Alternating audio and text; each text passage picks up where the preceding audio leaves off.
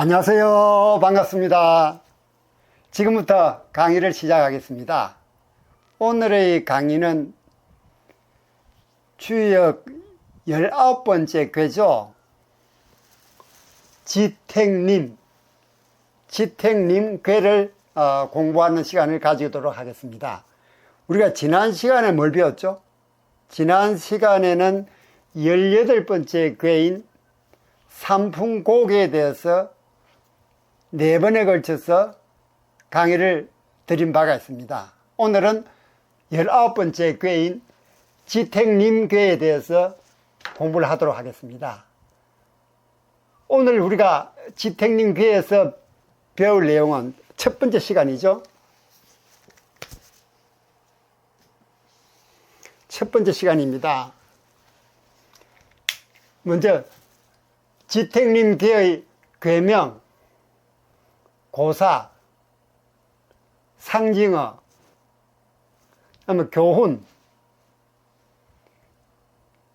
지택림궤의 메시지, 그리고 임궤가 가지고 있는 운세를 시운, 재운, 가정운, 건강운 4가지로 나누어서 살펴보도록 하겠습니다. 먼저 지택림궤의 궤명에 들어가기 전에 우리 지택림궤의 궤상을 한번 살펴볼까요? 궤상. 하궤가 양, 상궤가 음으로 되어 있습니다. 그러니까 상궤는 음효 3개로 구성되어 있는 땅을 상징하는 공궤, 하궤는 양양음으로 되어 있는 연못을 상징하는 태궤가 되겠습니다. 그래서 지택림이 되죠. 지택림입니다.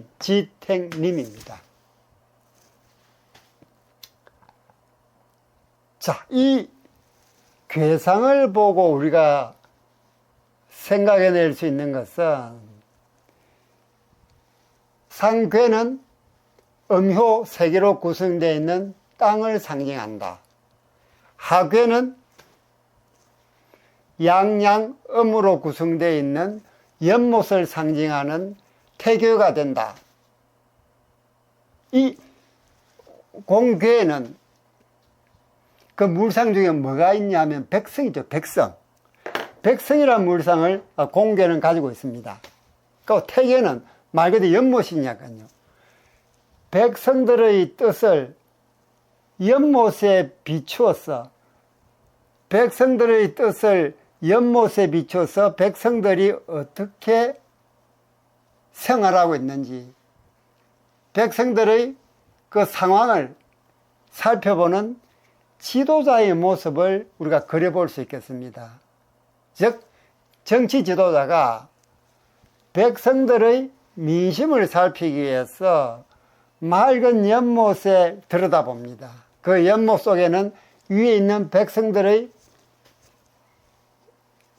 그림자가 비치죠. 이 맑은 연못 속에 백성들을 들여다보면서 정치 지도자가 자기가 처해 있는 현실, 그리고 이 백성들이 지도자를 어떻게 생각하고 있는지, 즉 민심을 들여다보고 있는 그런 모습도 가지고 있습니다. 우리가 궤명에서 임이죠, 그죠?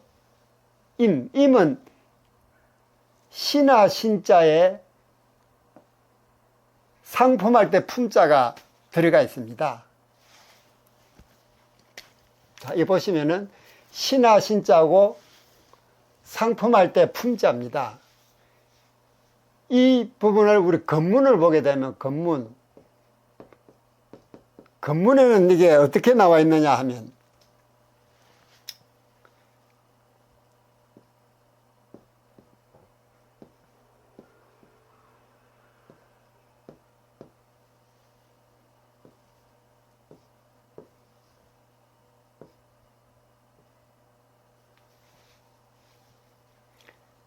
이 시나 신자가 이게 오른쪽에 와 있습니다. 무릎을 꿇고 이 술잔을 들여다보고 있는 이 신하, 이 정치자, 정치 지도자, 즉 신하를 근문에서는 이렇게 형상을 하고 있습니다. 이게 변해서 임자가 된 것이죠.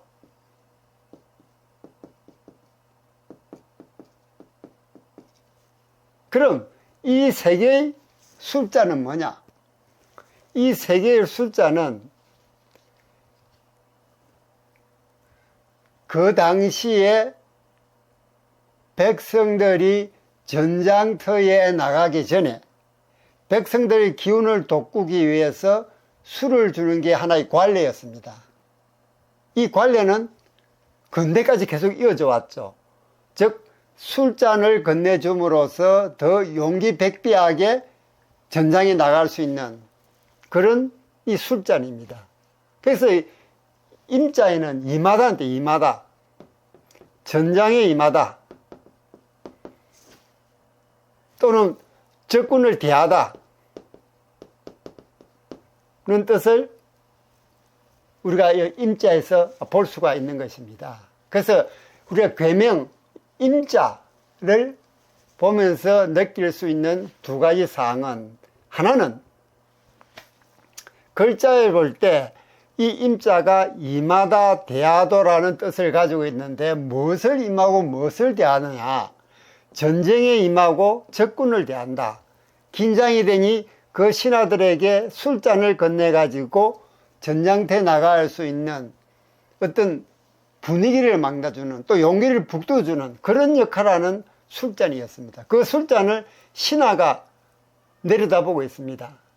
이 자가 이 임자의 근문으로 나오고 있는 것입니다. 또 다른 하나는 괴상에서 볼 때 음으로 되어 있는 이 고뇌는, 땅을 상징하는 고뇌는 백성이란 물상이 있다 그랬죠. 백성. 즉 백성들의 뜻을 살펴보기 위해서 정치 지도자가 연못 속 맑은 물을 쳐다봅니다. 거기에 비친 백성들의 모습이 어떤지, 또 거기에 비친 백성들이 지도자를 보는 것이 어떤지. 그래서 옛부터 민심은 천심이랬죠. 민심은 천심이랬습니다. 즉 백성의 뜻은 하늘의 뜻이라는 겁니다. 그래서 정치 지도자들이, 또 정치하는 사람들이 여론에 대해서, 여론조사 결과에 대해서 그렇게 민감한 것도 다 이러한 사연을 가지고 있기 때문입니다. 그 지택님계의 임자가 어떤 뜻을 가지고 있고 그 괴상이 무엇을 의미해 주는가를 우리가 여기서 알 수가 있는 것입니다. 그래서 훌륭한 지도자는 항상 백성 밑으로 들어가라 그럽니다. 그러면서 백성 밑에 들어가 있으면서 백성이 어떻게 생각하는 걸 쳐다보면서 자신을 반성하고 수신하고 수승하고 더 나은 정치로 이끌어 나가는 그런 모습을 우리 괴상에서 읽을 수가 있습니다. 자, 그럼 지택님 개가 말하는 이 의미가 무엇인지를 우리가 이해하기 위해서 제가 고사를 하나 읽어드리겠습니다. 이 고사를 읽어드리는 이유는 이 고사를 통해서 지택님 괴가 무엇을 의미하는지 그 부분을 우리가 쉽게 이해할 수 있기 때문입니다. 자, 스토리 내용은 다가오는 미래를 향한 발걸음이라는 제목입니다. 깊은 산자락 마을에 한 노인이 있었다. 그는 오랜 세월 동안 마을의 변화를 관찰하며 지혜를 쌓아온 사람이었고 마을 사람들에게 미래에 대한 길잡이 역할을 해왔다. 어느 날 젊은이들이 모여 앞으로의 방향을 놓고 고민할 때 노인은 조용히 입을 열었다. 우리 앞에는 크고 작은 도전이 산처럼 쌓여 있다. 그러나 그 도전들을 하나하나 맞서야만 진정한 성장이 이루어진다. 노인은 마을 중심에 위치한 높은 성곽을 가리키며 지택림교의 의미를 설명하기 시작했다. 성곽은 마치 성실한 준비와 철저한 검령을 상징하는 듯 멀리서도 단단하게 서 있었다. 노인은 젊은이들에게 먼저 성곽 위에서 세상을 내려다보고 우리의 길을 점검하라고 권유했다.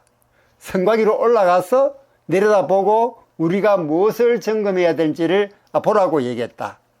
젊은이들은 노인의 말을 따라 성곽 위로 올라갔고 그곳에서 넓게 펼쳐진 세상을 바라보며 각자의 미래를 설계하기 시작했다. 그들은 자신이 걸어온 길과 앞으로 나아갈 방향을 진지하게 고민하며 서로의 의견을 경청했다.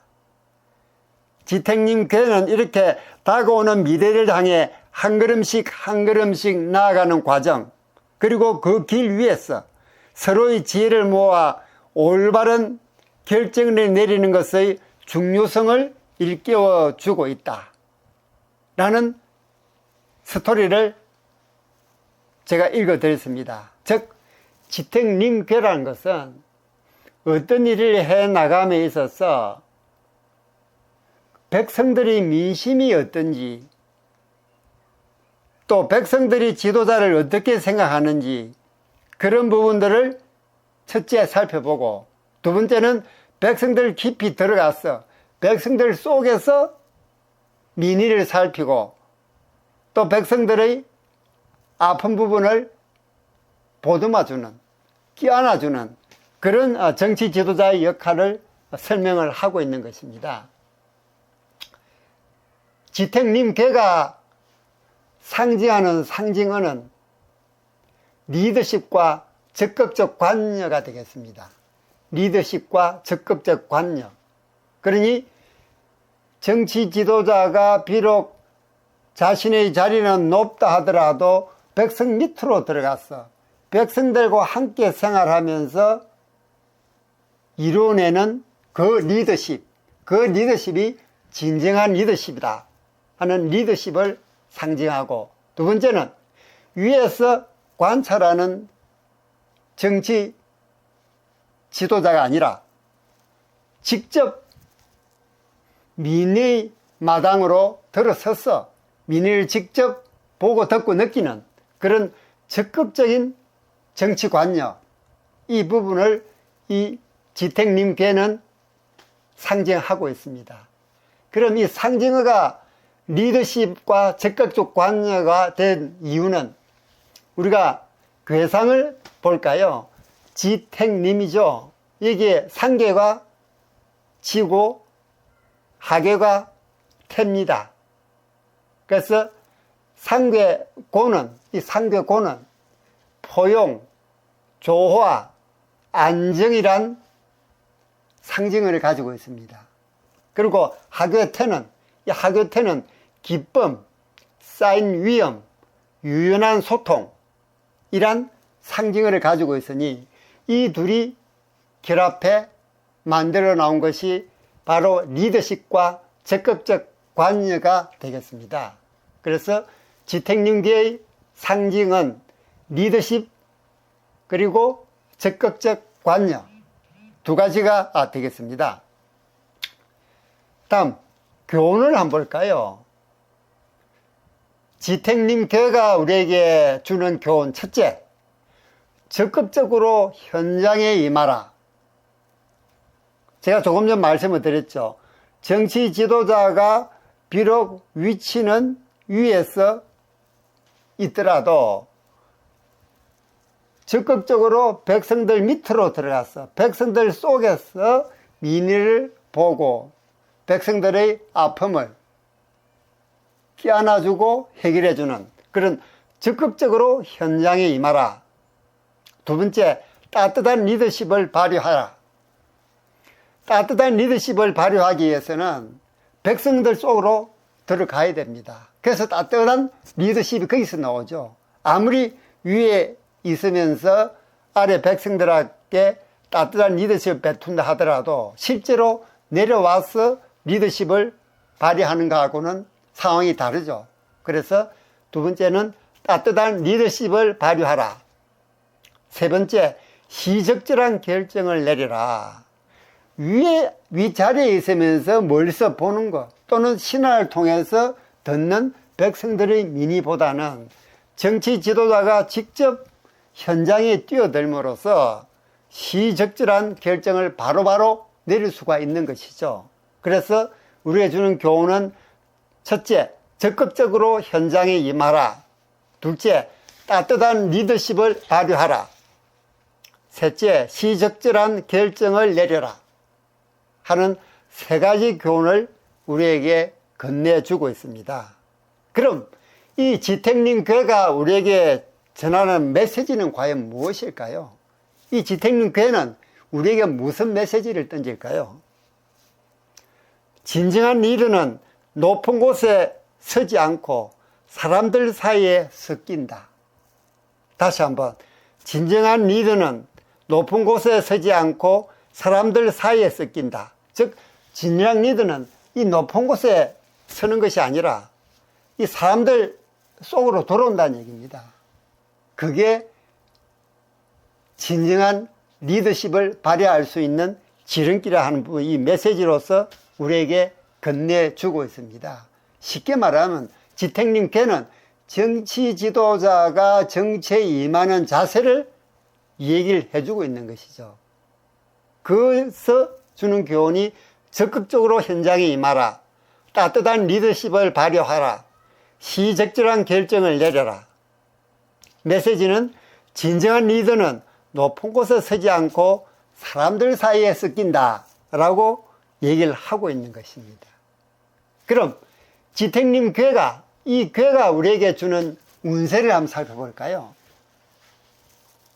오른쪽 상단을 보시면 운세를 네 가지로 나눴습니다. 시운, 재운, 가정운, 건강운입니다. 먼저 시운. 발전 가능성이 높은 시기다. 적극적 자세를 유지하라. 자, 정치 지도자가 윗자리에 있지 않고 백성들 아래로 내려와서 백성들 속에서 같이 정치에 임하고 있습니다.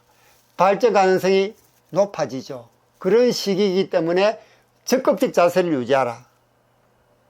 이 적극적 자세를 유지하는 얘기는 우리에게 주는 교훈, 적극적으로 현장에 임하라 하는 이 부분하고 일맥상통하고 있죠.